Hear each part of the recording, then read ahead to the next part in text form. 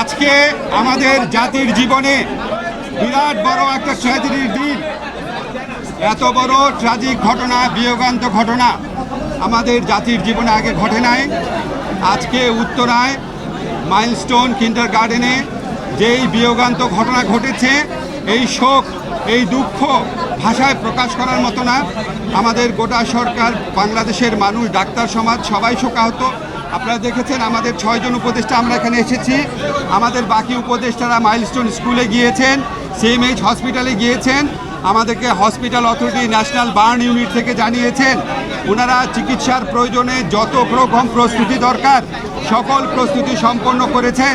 তারপরে যদি প্রয়োজন হয় বিদেশ থেকে চিকিৎসক আনাবেন, যদি প্রয়োজন হয় বিদেশে আমাদের এই শিক্ষার্থীদের যারা বার্ন ইউনিটে আহত অবস্থা আছে নিয়ে যাবেন।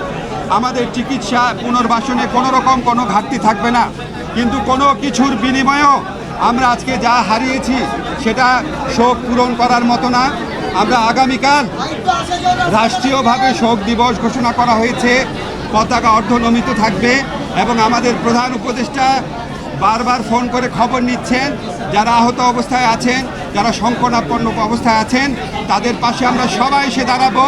তাদের চিকিৎসার জন্য আমরা সমস্ত ব্যবস্থা গ্রহণ করব এবং এই বিয়োগান্ত ঘটনা, এই মর্মান্তিক দুর্ঘটনা কেন ঘটলো অবশ্যই আমরা তদন্ত করে দেখব।